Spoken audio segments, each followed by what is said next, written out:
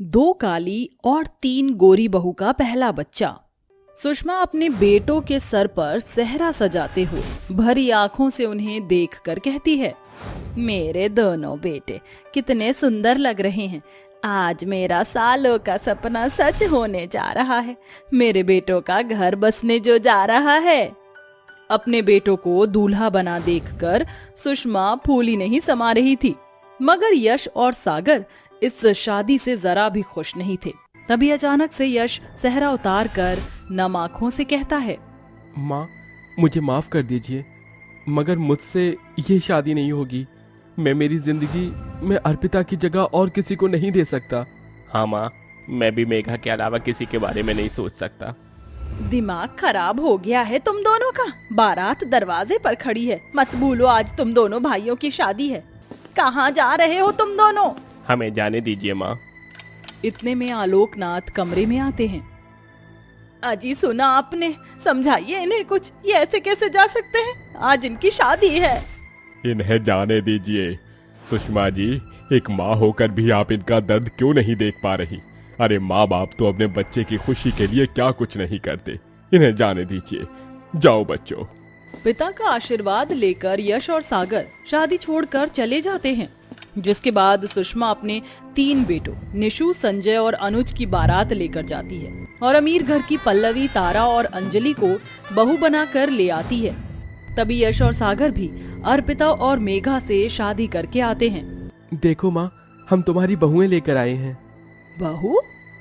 सासू माँ, ये जेठ जी क्या बोल रही हैं? क्या ये जली उपली जैसी शक्ल वाली हमारी जेठानी है? तुम्हें क्या लगता है पल्लवी बहू, इनके कह देने से मैं इन दोनों काली भट्टी को अपनी बहू मान लूंगी? कभी नहीं। पैर में लगे कीचड़ को माथे पर लगा लेने से वो चंदन का टीका नहीं बन जाता। सुषमा दरवाजे पर खड़ी अपनी बहुओं को काले होने के चलते तानों भरी बातें सुनाकर अपनी तीनों गोरी बहुओं का गृह प्रवेश कराती है। वहीं बेचारी काली बहुएं बिना स्वागत के ससुराल के अंदर आती हैं। अगले दिन अर्पिता और मेघा अपनी पहली रसोई में बहुत सारा खाना बनाती हैं। माँ जी आ गई। आप ये देखिए, मैंने और मेघा ने पहली रसोई में सारा खाना आपकी पसंद का बनाया है। ये आलू सोए की सब्जी, कचौड़ी, मटर पनीर। तुम दोनों काली कलूटी को क्या लगता है ये सब करके तुम मेरे दिल में जगह बना लोगी? कभी नहीं। अपना ये काला कलूटा चेहरा लेकर चली जाओ मेरे सामने से। काली बहुओं की बेइज्जती होता देखकर सुषमा की तीनों गोरी बहुएं बहुत खुश होती हैं। ऐसे ही समय बीतता है और सुषमा की तीनों गोरी बहुएं प्रेग्नेंट हो जाती हैं। सासू माँ, हम तीनों प्रेग्नेंट हैं। आप दादी बनने वाली हैं। क्या सचमुच मैं दादी बनने वाली हूँ? तुम तीनों सोच भी नहीं सकती कि ये खुशखबरी देकर तुमने मुझे कितनी खुशी दी है। तभी मेघा और अर्पिता पैर छूकर अपनी सास से खुशी से कहती हैं, माँ जी, मुझे और मेघा को भी दिन चढ़ गए हैं। बहुत जल्दी आप दादी बनने वाली हैं। अपनी काली बहुओं की माँ बनने की बात से सुषमा जरा भी खुश नहीं होती और उखड़े अंदाज में कहती है, हाँ तो कोई बड़ा जंग नहीं जीतने वाली हो। तुम काले बच्चे ही पैदा करके जनसंख्या बढ़ाओगी बस।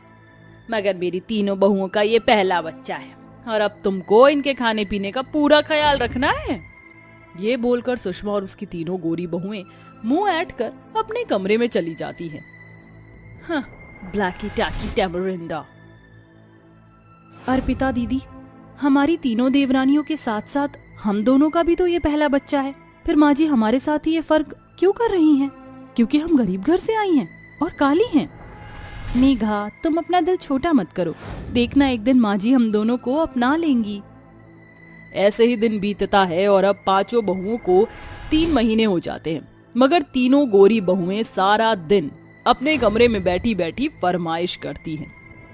अरे ओ हमारी काली जेठानियां, हमारा ब्रेकफास्ट लेकर कमरे में आओ। जाओ मेघा, ये नाश्ता उन्हें दे आओ। मेघा नाश्ता लेकर कमरे में आती है। आओ आओ नंबर 2 टैमरिंडा। मेघा नाश्ता रख कर जाने लगती है। तभी तारा टॉन्ट मारते हुए बोलती है, अबे ओ काली कलूटी बैंगन लूटी, करेक्ट 10 बजे हमारे लिए जूस लेकर आना, मत भूलना, समझी? मेघा चुपचाप वहां से चली जाती है। वक्त गुजरता है। अब 5 को 5 से 6 महीने बीत जाते हैं। एक शाम सुषमा अपनी तीनों बहुओं के लिए ढेर सारे फल, फ्रूट, काजू बादाम खरीद कर लाती है। पल्लवी बहू, अंजलि बहू, तारा बहू कहाँ हो, जरा यहाँ तो आना। अरे सासू माँ, ये इतनी सारी थैलियाँ पूरा बाजार ही खरीद कर ले आई हैं क्या? मेरा बस चले तो मैं अपनी तीनों बहुओं के लिए पूरा बाजार भी खरीद लूं। इनमें तुम तीनों के खाने पीने के लिए फल फ्रूट हैं और काजू बादाम और मेवे मखाने हैं, और ये केसर है, इसे दूध में डालकर पीना ताकि तुम्हारे बच्चे गोरे सुंदर पैदा हो। ये तुम तीनों का पहला बच्चा है तो तुम्हें अपने खाने पीने का पूरा ध्यान देना है। माँ जी, क्या थोड़े से काजू बादाम हम भी ले ले? वो जैसे जैसे महीने बढ़ रहे हैं शरीर में बड़ी कमजोरी आ रही है। ये काजू बादाम फ्री फंड में नहीं है जो मैं तुम दोनों काली कलूटियों को दे दूं। हमारे जमाने में औरतें रूखी सूखी रोटी खाकर भी हट्टे कट्टे बच्चे पैदा करती थी। दाल रोटी खाओ, उससे ताकत मिलेगी। सुषमा की इन बातों में उसका फर्क साफ झलक रहा था। हालांकि उसकी 3 गोरी बहुओं की तरह अर्पिता और मेघा का भी ये पहला बच्चा था, मगर उन्हें रूखे सूखे के सिवा खाने पीने का कोई इंतजाम नहीं मिलता। साथ ही वो बेचारी बहुएं सारा दिन सुबह से रात तक एक पैर पर नाचती रहती हैं। माँ जी, चाय। तुम दोनों को कितनी बार कहा है ना दूध में तेज पत्ती डाला करो। मेरी तीनों बहुओं का ये पहला बच्चा है, उन्हें ताकत की जरूरत है। लग रहा है चाय में अपना काला रंग घोल दिया हो। हाँ। माफ कर दीजिए माँ जी, मैं आगे से ध्यान रखूंगी। माँ जी, आज शाम के खाने में क्या बनाना है बता दीजिए। सुषमा मेघा को चिढ़ाते हुए तीनों गोरी प्रेग्नेंट बहुओं से पूछती है। बताओ मेरी प्यारी गोरी बहुओं, तुम्हें क्या खाने का मन है? सासू माँ, मुझे कोफ्ते और रोटी खाना है, और मुझे कढ़ी चावल खाना है। मम्मी जी, मुझे तो अंडा कढ़ी और पुलाव खाने हैं। अंडे का नाम सुनते ही मेघा का जी मचलाने लगता है। माँ जी, ऐसी हालत में मुझसे और अर्पिता दीदी से अंडा कढ़ी नहीं बनेगा, उससे दुर्गंध आती है। सुना आपने सासू माँ, ये मेरा पहला बच्चा है और मुझे मेरे मनपसंद का खाना भी नहीं मिल सकता। ये कहते कहते तारा झूठ मूठ के रोने लगती है, जिस पर सुषमा भड़क कर कहती है, कान खोल कर सुन मेरी काली बहू, मेरी तारा बहू को अंडा कढ़ी खाने का मन है तो तू बनाएगी, समझी? सुषमा जबरदस्ती दोनों पर अपनी जिद थोप देती है।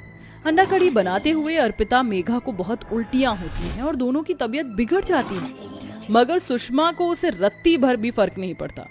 समय बीतता है। अब सुषमा की सभी बहुओं को 7 से 8 महीने हो जाते हैं। तभी एक दिन सुषमा के शरीर पर बहुत सारे दाने निकल आते हैं।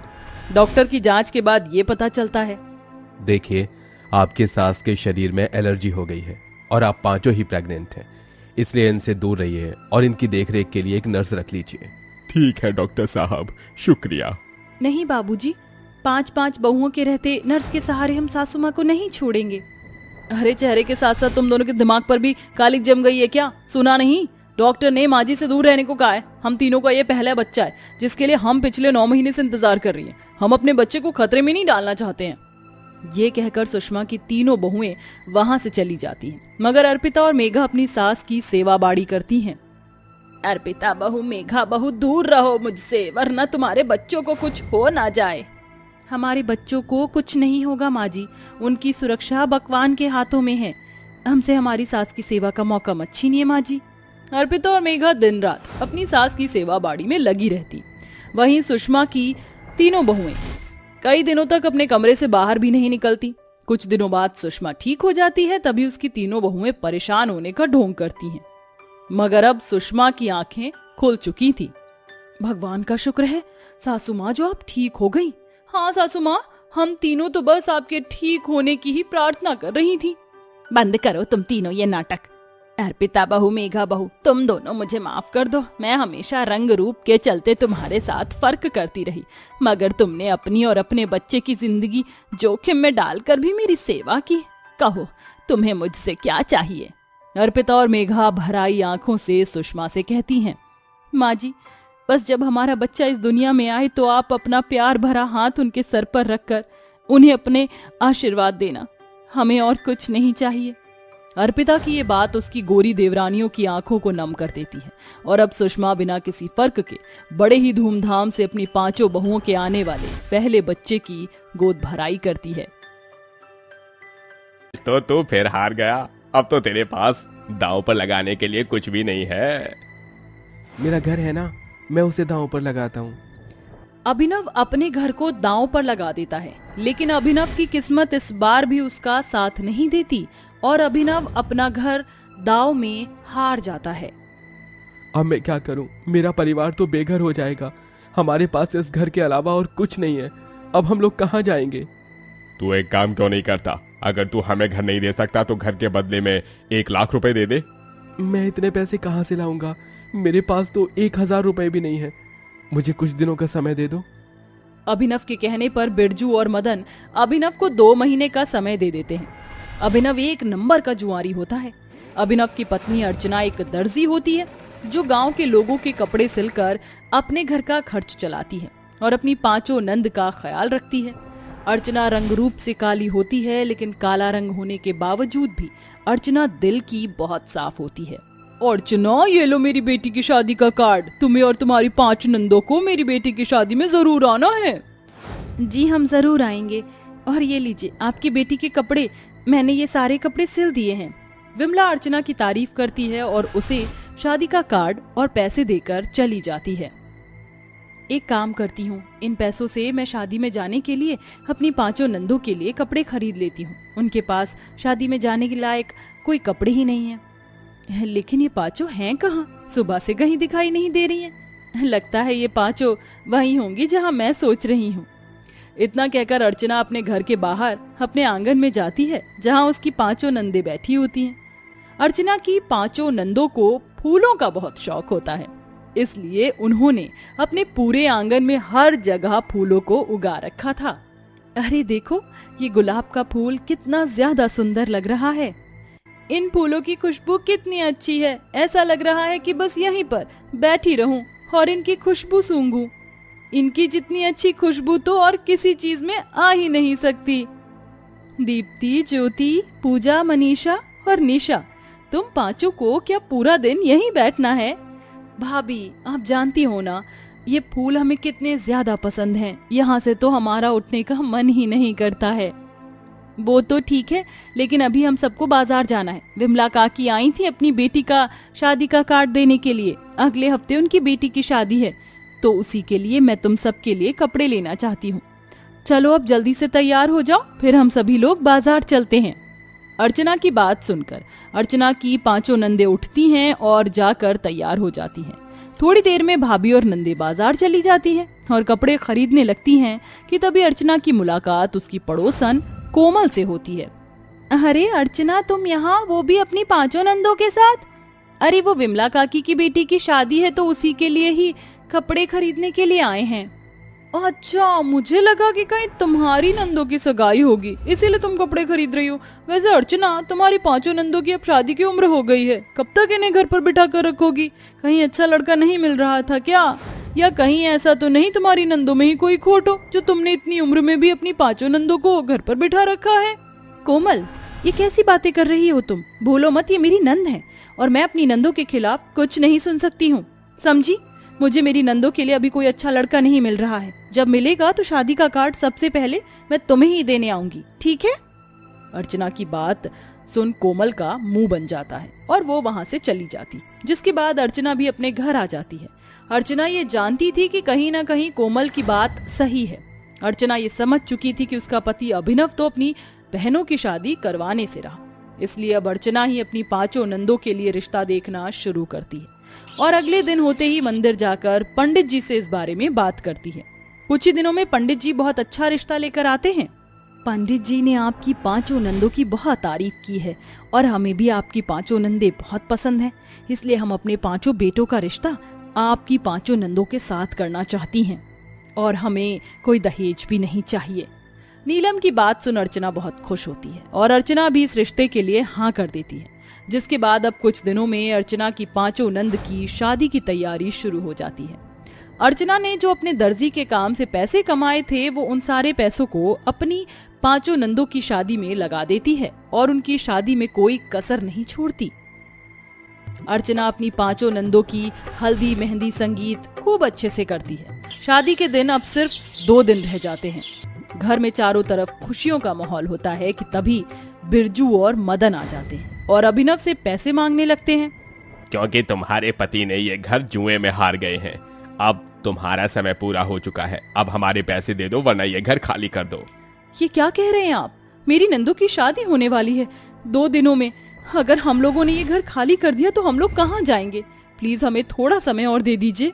जो समय देना था हमने दे दिया, अब हमें पैसे चाहिए वरना ये घर खाली कर दो।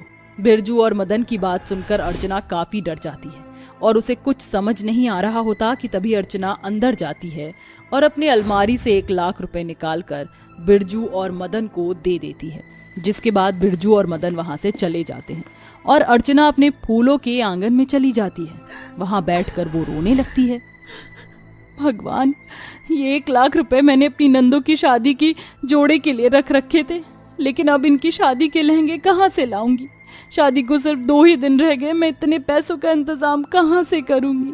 हे भगवान, कुछ तो चमत्कार दिखा।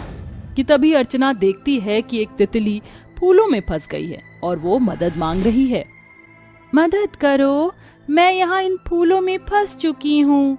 तितली को बोलता देख अर्चना बहुत हैरान होती है, लेकिन वो उसकी मदद करती है। अर्चना जैसे ही उस तितली को उस फूल से आजाद करती है तो वो तितली एक सुंदर सी परी का रूप ले लेती है। मेरी जान बचाने के लिए धन्यवाद अर्चना। आज तुम ना होती तो शायद मैं इन्हीं फूलों के बीच फंसकर मर जाती। मैं तुम्हारी सारी परेशानी जानती हूँ। तुम्हारी नंदो की 2 दिनों में शादी होने वाली है।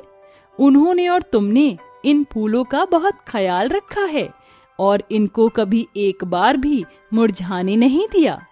इतना कहकर परी अपनी जादू की छड़ी से उन सारे फूलों पर एक जादू करती है। ये सभी मामूली फूल अब जादुई फूल बन गए हैं।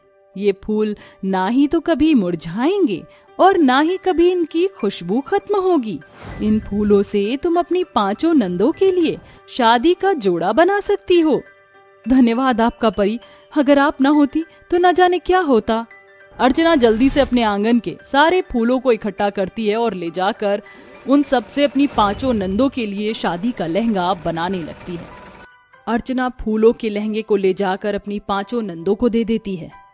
ये फूलों के लहंगे तो बहुत सुंदर हैं और इनमें से तो बहुत ही अच्छी खुशबू आ रही है। और ये फूलों की ज्वेलरी भी आपने हमारे लिए इतनी मेहनत करी। अगर आप ना होती तो हमारा क्या होता भाभी? चलो अब जल्दी से इन फूलों के लहंगे और ये फूलों की ज्वेलरी पहनकर तैयार हो जाओ, बारात आती ही होगी। अर्चना की 5 नंदे फूलों के लहंगे और ज्वेलरी को पहनकर तैयार हो जाती हैं और नीचे शादी के मंडप में आ जाती हैं। 5 दुल्हनों को फूलों के लहंगे में देखकर सब लोग हैरान हो जाते हैं और सबको उनके लहंगे पसंद आते हैं। जिसके बाद अर्चना की 5 नंदों की शादी होती है और वो अपने ससुराल चली जाती हैं। जिसके बाद अब अर्चना के पास बहुत से लोग फूलों के लहंगे बनवाने के लिए आते हैं और धीरे धीरे अर्चना अब फेमस होने लगती है और अभिनव भी अब अपनी सारी बुरी आदतें छोड़ देता है।